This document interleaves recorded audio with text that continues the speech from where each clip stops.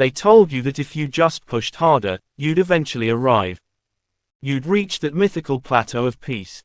But look at you. It's 2026, the world is moving faster than ever, and you feel like you're running on a treadmill that's lubricated with your own cortisol. Maybe it started in childhood. You were the gifted kid.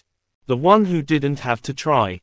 Now, every time you face a challenge you can't solve in 5 minutes, your brain interprets it as a survival threat.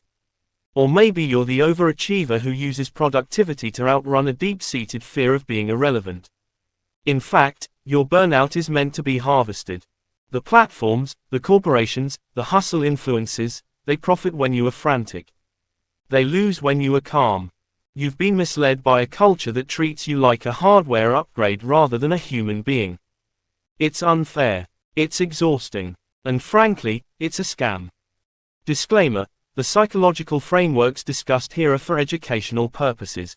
If you are experiencing clinical depression or severe burnout, please consult a licensed professional. We are hacking your habits, not replacing therapy. Today, we're stopping the bleed. We are entering the Great Reset. I'm going to show you how to rebuild using micro-resilience. No 4 a.m. ice baths. No 12-step morning routines. Just science-backed, low-friction wins to get your power back. We are currently in a global motivation recession.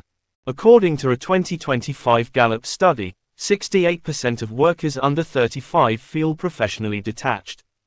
We aren't lazy. We're overstimulated and under-recovered. Think of your brain like a high-performance laptop. You've got 400 tabs open, the fan is screaming, and the battery is at 2%. Now, you might be thinking you just need a vacation. Wrong. You don't need a week in Bali, you need a complete mind reset, so to speak. You can't fix a systemic crash with a temporary wallpaper change. That's where the 7 pillars of the Great Reset come in. 1. The dopamine fast-track rejection. The first dark secret is that your brain is addicted to the micro-hit. Every notification is a tiny spark of dopamine.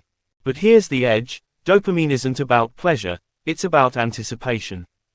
You are being teased into exhaustion.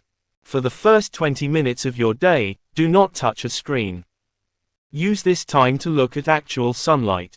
It sets your circadian rhythm. It's a biological hard reset. 2. Micro-resilience. The 5-minute win. We've been taught to think big. That's a trap. When you're burnt out, big feels like a mountain. Use the 2-minute rule, but for resilience.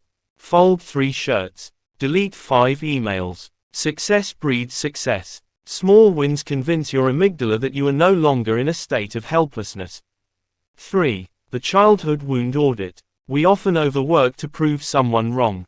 Usually, it's a parent or a teacher who didn't see our value. Think of Sarah.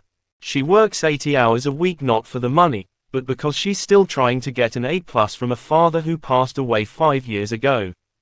Identify your ghost boss. Who are you actually trying to impress? Once you name them, they lose their power over your schedule. 4. Radical energy accounting. Money is renewable. Time is finite. Energy is the only currency that actually matters. Treat your energy like a bank account with a daily limit. Categorize your tasks as investors, they give energy back, or thieves, they steal it. You cannot have more than 3 thieves in a single day. 5. Tactical boredom. In 2026, the rarest commodity is silence. Research from the University of Virginia showed that people would rather receive electric shocks than sit alone with their thoughts for 15 minutes. Use this. If you can tolerate being bored, you become unfazed by the chaos of the market. Sit for 5 minutes. No phone. No music. Just the wall. It's uncomfortable because your brain is detoxing. Let it. 6. The second-hand stress shield. Stress is contagious. We have mirror neurons that catch the anxiety of people around us. Audit your digital circle. If an influencer makes you feel behind rather than inspired, unfollow. Use your calm to stabilize others. Be the cooling rod in a nuclear reactor. 7. The power of low-friction rituals. Stop trying to build habits.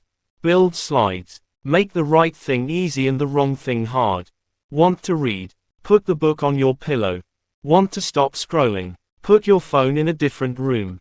Discipline is for people who haven't designed their environment properly.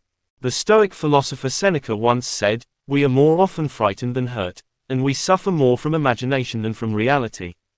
Your burnout is often the result of the story you tell yourself about your work, rather than the work itself. You think the world will collapse if you stop.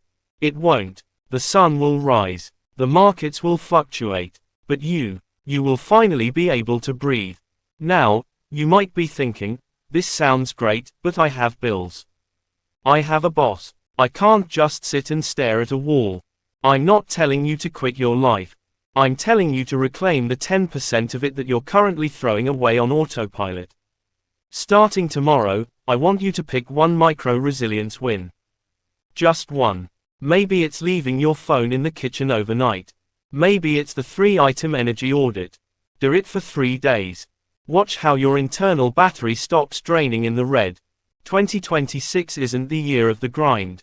It's the year of the strategic comeback. The people who win this decade won't be the ones who worked the most hours. They will be the ones who protected their peace of mind with the most ferocity. If you feel the motivation recession hitting you, leave a comment below with the word reset. It lets the algorithm know we're building a community of people who are done with the burnout cycle. Subscribe if you want the blueprint for sustainable high performance. Stop running. Start rebuilding. I'll see you in the next one.